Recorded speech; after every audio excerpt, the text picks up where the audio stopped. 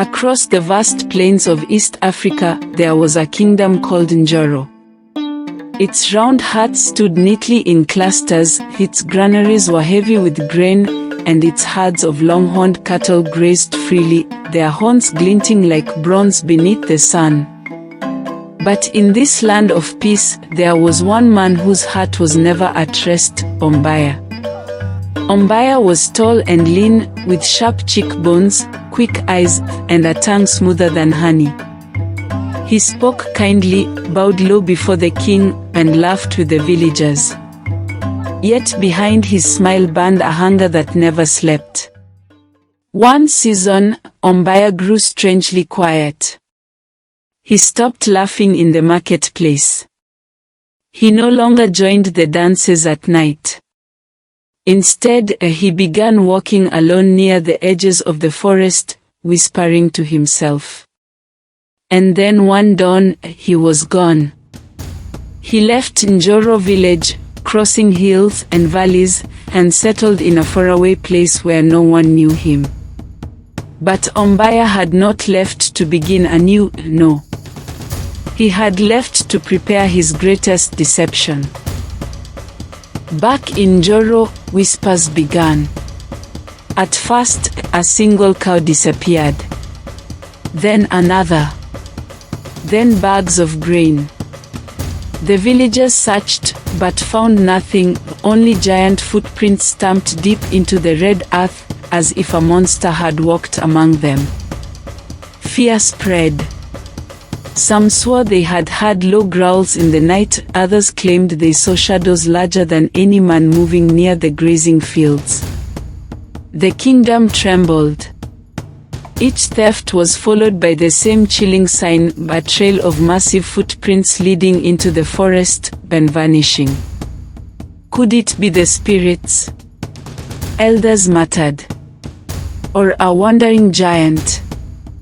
The children whispered. The king himself, King Baresa, ordered warriors to patrol.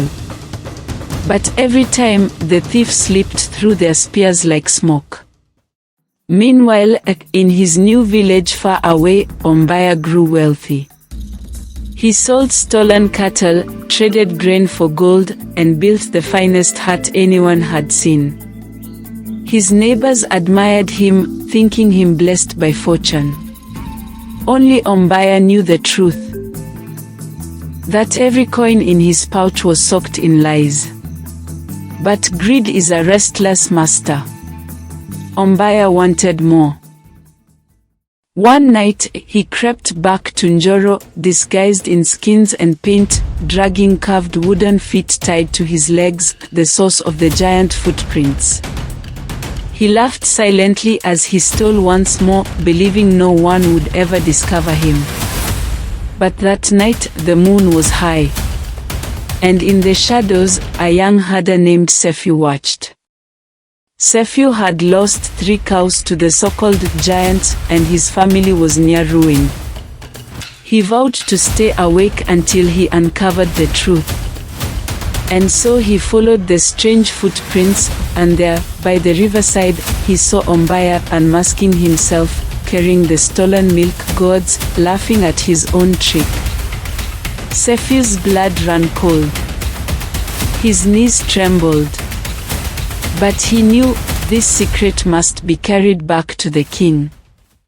The next day, Sefu stood before King Baresa, trembling but determined.